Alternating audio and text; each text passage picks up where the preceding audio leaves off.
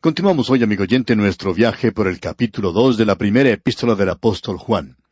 Y nos corresponde hoy considerar una sección bastante seria y solemne en esta primera epístola del apóstol Juan. En nuestro programa anterior mencionamos algo de lo que dice el versículo 19, y hoy vamos a continuar con este versículo porque Juan nos dice algo que es de suma importancia aquí. Leamos el versículo 19.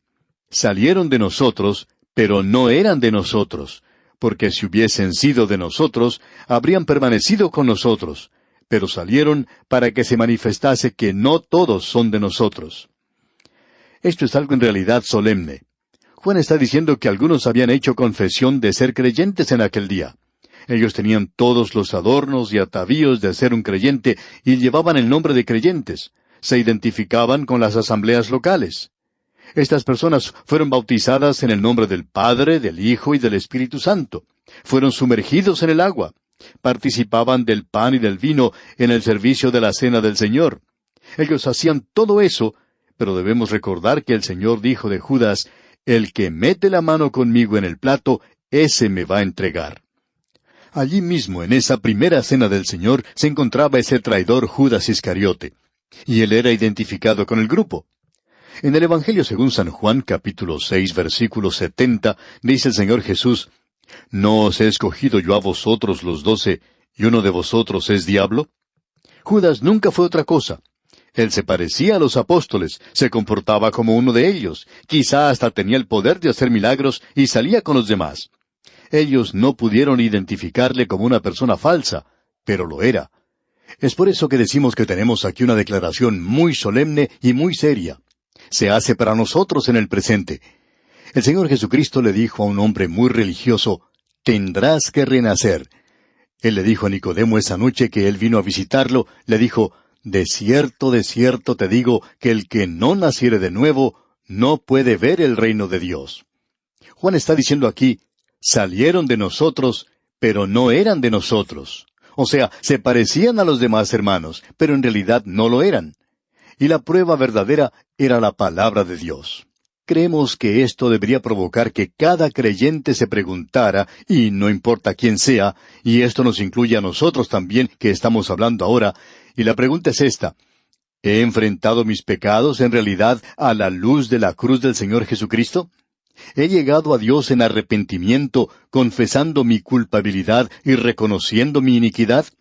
¿Me he abandonado a Él y solamente a Él para mi salvación? ¿He evidenciado en mi vida el ser un alma de Dios regenerada? ¿Amo yo la palabra de Dios? ¿Quiero la palabra de Dios? ¿Es ella pan para mí? ¿Es eso comida para mí? ¿Es esto bebida para mí? ¿Amo yo a los hermanos? ¿Y amo al Señor Jesucristo? Estas son las cosas que cuentan, amigo oyente, y la palabra de Dios nos ordena particularmente acerca de esto. Creemos que es algo de suma importancia. Usted recuerda que el apóstol Pablo habla muy claramente, después de haber presentado la justificación por la fe, en palabras que no dejan lugar a dudas. Él dijo allá en su epístola a los Gálatas, capítulo 6, versículo 15, «Porque en Cristo Jesús ni la circuncisión vale nada, ni la incircuncisión, sino una nueva creación». Uno no se puede jactar siquiera de la gracia de Dios. Usted puede decir, yo no creo en la membresía de la iglesia, yo no creo en el bautismo, yo no creo en esas cosas. Bueno, estas cosas no valen nada si usted dice que no cree en ellas. El asunto es, ¿ha nacido de nuevo usted? ¿O es usted alguien que confía hoy en estas cosas? La pregunta de importancia ¿es usted una nueva creación en Cristo Jesús? Y usted recuerda que el apóstol Pablo, cuando se dirigía a los Corintios, y algunos de ellos tenían razón de creer que quizá no eran hijos de Dios, él les dice en su segunda epístola a los Corintios, capítulo 13, versículo 5, «Examinaos a vosotros mismos si estáis en la fe, probaos a vosotros mismos. ¿O no os conocéis a vosotros mismos que Jesucristo está en vosotros, a menos que estéis reprobados?» ¿Sabe usted realmente si es un hijo de Dios? Es muy importante que un hijo de Dios conozca estas cosas. Veamos otro versículo, esta vez en la primera epístola a los Corintios, capítulo 16, versículo 13, donde dice, «Velad, estad firmes en la fe, portaos varonilmente y esforzaos». Amigo oyente, ¿cómo está comportándose usted con la vida cristiana? ¿Es usted en realidad un hijo de Dios? ¿Hay alguna evidencia en su vida de que usted es un hijo de Dios? No estamos hablando aquí de si usted ha cometido algún pecado, sino de lo que usted hace después de haber cometido un pecado. ¿Continúa haciéndolo? ¿Continúa usted con su pecado? Bueno, el hijo pródigo se metió en una pocilga, pero no continuó allí. Esa no era su dirección de residencia permanente. Si usted le hubiera escrito alguna carta unas 3 semanas o quizá meses después que estuvo allí, no le hubiera llegado a sus manos, a no ser que hubiera sido enviada a su nueva dirección, porque él ya no vivía allí permanentemente. Él iba a su propia casa. Él es un hijo de Dios. Después de haber pecado, se presenta ante Dios con lágrimas en sus mejillas, clamando a Él. Y si no hace eso, entonces no es un hijo de Dios. El hijo de Dios aborrece el pecado. Esta vida que nosotros tenemos hoy es algo que no es exacto. Tememos que haya muchos miembros de iglesias que han tomado la posición de que ellos son hijos de Dios porque están más activos que el comején en la iglesia y quizá con el mismo resultado. Pero para ilustrar esto, permítanos presentarle una pequeña historia, amigo oyente. La hemos oído en diferentes maneras, así que no sabemos cuál de ellas es la original, pero queremos compartir lo siguiente. Hace algunos años en Londres, en uno de los barrios bajos, vivía una mujer de Lampa, una prostituta. Tenía un hijo y ella había enfermado terriblemente, y esta mujer enferma tenía mucho temor porque sabía que estaba muriendo, de modo que envió a su hijo a buscar a un ministro, para que, según ella, le hiciera entrar al cielo. Así es que le dijo a su hijito, «Ve y consígueme un ministro que me pueda hacer entrar al cielo». Y este jovencito salió de su casa buscando una iglesia. No pasó mucho tiempo cuando encontró una iglesia bastante grande, por cierto. Él fue a la rectoría, a la oficina, y el ministro salió cuando él hizo sonar el timbre. El ministro miró al pequeñuelo y le dijo, «¿Qué es lo que deseas?». Y este muchachito respondió, «Mi vieja se está muriendo. Ella quiere que usted vaya y la haga entrar». Bueno, el ministro pensó que ella quería entrar a un hospital. Quizá estaba borracha en algún lugar, de modo que le dice al muchachito, «Ve a buscar un policía. Está lloviendo ahora y no quiero salir a mojarme. Consigue un policía para que ella pueda entrar a un hospital». Pero el pequeño respondió, «Ella está en casa, no está borracha. Está en su propia cama y está muriendo. Ella quiere que alguien la haga entrar y quiere que yo le consiga un ministro. ¿Quiere venir usted?». El ministro se sintió un poco aturdido por un momento porque era una persona liberal y sabía que debería ir. Él no podía negarse a cumplir una solicitud como esta, así es que tomó su saco, un paraguas, y salió con el muchachito, y caminaron mucho. Y luego llegaron a esta sección de los barrios bajos de Londres, y finalmente, luego de subir unas escaleras que crujían a cada paso, llegaron a la habitación de esta mujer enferma. Durante todo el camino, este ministro pensaba, ¿qué le diré a esta mujer? No le puedo decir lo que he predicado siempre a mi propia gente. Yo siempre les digo a ellos que son gente bien refinada y gente educada. ¿Y qué le puedo decir a esta mujer? No puedo decirle que se reforme, ya tendría que haberse reformado. Pero ahora ya es demasiado tarde. ¿Qué le puedo decir? Y el ministro recordó que cuando era muchachito, su madre siempre citaba ese versículo tan famoso de Juan 3, versículo 16. Así es que, cuando llegó al lado de esta mujer enferma, este ministro sacó su Biblia y buscó este versículo en Juan capítulo 3, versículo 16, un versículo que en realidad no era muy conocido para él. Y él comenzó a leer, «Porque de tal manera amó Dios al mundo, que ha dado a su Hijo unigénito, para que todo aquel que en él cree no se pierda, mas tenga vida eterna». Y esa mujer que quería entrar dijo, «¿Quiere usted decir que la clase de persona que yo soy solo tiene que confiar en Jesús?». El ministro contestó, «Bueno, eso es lo que dice aquí. Dice aquí que Dios entregó a su Hijo y que lo entregó para morir en una cruz.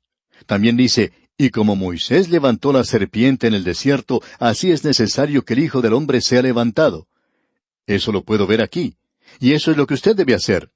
Y esta mujer, antes de morir, allí en su lecho de muerte, aceptó a Cristo como su Salvador personal. Y este predicador que se encontraba allí contaba esta historia más tarde y decía, «Esa noche no solo logré que ella entrara, sino que yo también entré». Amigo oyente, ¿está usted seguro que ha entrado? ¿Está usted seguro que ha confiado en Él y que Él es su Salvador personal? Sabemos que habrá algunas personas que van a escribirnos y decirnos, «Usted no tiene ningún derecho de hacer esa clase de pregunta, porque nosotros hemos sido miembros de la iglesia ya por 30 años». Bueno, amigo oyente, creemos que usted debe examinarse a sí mismo y ver si está o no está en la fe. Creemos que es algo maravilloso el poder hacer un inventario y ver dónde se encuentra uno. A veces uno no se da cuenta de la posición o de la situación en la que se encuentra hasta cuando uno se detiene y la analiza. Puede que uno tenga dudas sin saber que las tiene. Puede pensar que está en una situación financiera cómoda, cuando en realidad se encuentra en deuda. Así es que es bueno de vez en cuando examinar nuestra condición. Amigo oyente, hay muchos creyentes que necesitan examinarse a sí mismos. ¿Se encuentra usted en realidad en la fe? ¿Confía usted realmente en Cristo? Quizá alguien diga, usted me está robando la seguridad de mi salvación. Amigo oyente, nosotros creemos en la seguridad del creyente, pero también creemos en la inseguridad de aquellos que creen ser creyentes. Creemos que es necesario examinarnos a nosotros mismos y ver qué clase de creyentes somos en realidad. Bueno, continuemos viendo lo que dice aquí el apóstol Juan en su primera epístola. El versículo 20 de este capítulo 2, que estamos estudiando, dice, «Pero vosotros tenéis la unción del Santo y conocéis todas las cosas». Ahora, ¿qué es lo que está diciendo aquí cuando habla de unción? Cuando habla de haber sido ungido, nosotros hemos sido ungidos, y eso es por medio del Espíritu Santo. Ya vamos a ver más adelante en este capítulo que existe esa función. El versículo 27 dice al comienzo, «Pero la unción que vosotros recibisteis de Él permanece en vosotros». Esto se refiere a la unción del Espíritu Santo. El Espíritu Santo mora en cada creyente verdadero, y el Espíritu Santo puede revelarles todas las cosas. El apóstol Pablo en su primera epístola a los Corintios capítulo 2 versículo 9 dice, «Cosas que ojo no vio, ni oído oyó, ni han subido en corazón de hombre, son las que Dios ha preparado para los que le aman. Pero Dios nos las reveló a nosotros por el Espíritu». Así es que nosotros tenemos a alguien morando dentro de nosotros que puede revelarnos estas cosas que están en la palabra de Dios. Por tanto, tenemos la unción para que todos puedan tener la seguridad de su salvación. Y si usted quiere tratar las cosas con Dios de manera directa y honesta, usted puede pedirle que Él le ilumine, que le guíe. Usted le puede pedir esa seguridad que necesita. Leamos una vez más el versículo 20. «Pero vosotros tenéis la unción del Santo y conocéis todas las cosas». Estas son las cosas que usted debería conocer como hijo de Dios. Estas son potenciales. Ahora, esto no quiere decir que usted va a recibir de repente un doctorado en las cosas espirituales, sino que por el Espíritu Santo usted ha aceptado la palabra de Dios y a través de las experiencias enviadas por Dios, usted tiene la posibilidad, tiene el potencial de crecer en estas cosas. Muchos de los hijos de Dios crecen en gracia y en el conocimiento de Cristo. Uno se sorprende al ver algunas personas que han crecido de manera realmente sorprendente. El autor de estos estudios bíblicos, el Dr. J. Vernon McGee, cuenta que cuando él era estudiante en el seminario, en su primer año de estudios, allá en la última parte de la década de los años 1920, se le pidió que fuera a una iglesia bautista pequeña, en una sección del estado de Texas, en los Estados Unidos. Él dice que él fue y predicó 4 veces ese domingo y que nunca se olvidaría de esa experiencia. Él dice, ellos me dieron 30 centavos. Yo llevé a uno de mis amigos, un compañero de estudios, y cuando ya regresábamos él me dijo, «¿Por qué estás tan callado?» Yo le respondí, «¿Sabes? La ofrenda que recibí fue de 30 centavos». Él me dijo, «Bueno, ese fue un verdadero evento para ti. Esta probablemente será la única vez que te paguen exactamente lo que vales. 30 centavos. Yo le dije, pero es que eso tenía que ser distribuido entre los 4 mensajes que prediqué. Pero por lo menos me dieron almuerzo ese día en una de las casas. Había allí una anciana a quien todos llamaban abuela. Había unas 20 personas allí, y yo no creo que ella era la abuela de todos ellos. El caso es que ella no sabía leer ni escribir. Ella me dijo que había venido a esa región en uno de esos carromatos con toldo en que viajaban los colonizadores americanos cuando ella era bien joven. Y contaba que ella cargaba de munición el rifle del esposo cuando él peleaba contra los indios de esa zona. Ella había sido una verdadera colonizadora, pero nunca aprendió a leer ni a escribir. Pues bien, continuó el Dr. McGee, me pidieron que le leyera algo a esta abuela, ya que ella no podía ir a la iglesia. Así es que yo, siendo un estudiante del primer año de seminario, pensé que le daría el beneficio de mi vasto conocimiento de la Escritura, que a propósito no era tan vasto. Pensé en tomar algo fácil y familiar. Así es que abrí mi Biblia en Juan, capítulo 14, y comencé a leerlo. Y a medida que iba leyendo, yo quería explicárselo a la abuela. Después de todo, ella no sabía leer ni escribir, y yo pensé que yo podía ayudarle. Yo hice 1 o 2 comentarios, y ella estaba allí sentada y me pareció que estaba un poco aburrida. Pero después de unos pocos minutos, ella dijo, «Joven, ¿ha notado usted alguna vez esto y esto?» Francamente, ella hizo un comentario para resaltar algo del pasaje que yo ni siquiera había oído antes. En efecto, no había ningún profesor en el seminario que hubiera mencionado eso en cuanto a ese pasaje de la Escritura. Y antes de terminar ese capítulo, ella estaba hablándome y yo estaba escuchando. Y este amigo mío, que había venido conmigo, estaba sentado allá en una esquina de la habitación, y yo sabía que él me iba a decir algo en cuanto a eso más tarde. Así es que, cuando íbamos de regreso esa noche, él hizo otro comentario. Él dijo, «Oye, ¿de veras que fuiste de ayuda para la abuela hoy?» Yo le respondí, «¿Dónde crees tú que esa anciana aprendió tanto sobre Juan 14?» Su respuesta fue, «¿No se te ocurre que tal vez el Espíritu Santo fue su maestro? Tal vez tú y yo hemos estado escuchando al maestro equivocado». Hasta aquí el relato del Dr. Magee. Amigo oyente, necesitamos dejar que el Espíritu Santo sea nuestro maestro. Permítanos decirle que eso es lo que este versículo significa aquí. Tenemos la unción del Santo y conocéis todas las cosas, dice. Ese potencial es asunto suyo, si va a aprender o no. Luego Juan dice en el versículo 21 de este capítulo 2 de su primera epístola, «No os he escrito como si ignoraseis la verdad, sino porque la conocéis y porque ninguna mentira procede de la verdad». Ellos tenían el Evangelio, tenían la verdad. Porque la conocéis y porque ninguna mentira procede de la verdad. Lo que está diciendo aquí es que ellos tenían la verdad. Pero ahora se estaban presentando algunas mentiras. Estaba entrando el gnosticismo y había muchos anticristos que aparecerían. Ahora, ¿quién es un anticristo? Hemos dicho algunas cuantas palabras en cuanto a esto en programas anteriores. Tenemos un poco más ahora. Leamos el versículo 22 de este capítulo 2 de la primera epístola del apóstol Juan. ¿Quién es el mentiroso, sino el que niega que Jesús es el Cristo? Este es anticristo, el que niega al Padre y al Hijo. El mentiroso es quien niega que Jesús es el Cristo. Ese es anticristo, el que niega al Padre y al Hijo. No habrá solo un anticristo, sino que habrá muchos y ya ha habido algunos. Este es anticristo, el que niega al Padre y al Hijo, dice aquí Juan. Esa es una sentencia o una señal o marca segura del anticristo, y hay muchos de ellos. Bien, amigo oyente, vamos a detenernos aquí por hoy. Dios mediante continuaremos con este asunto en nuestro próximo programa. Mientras tanto, le sugerimos que usted lea el resto de este capítulo 2 de la primera epístola del apóstol Juan y se familiarice con su contenido. Es nuestra oración que el Señor bendiga su vida en gran manera.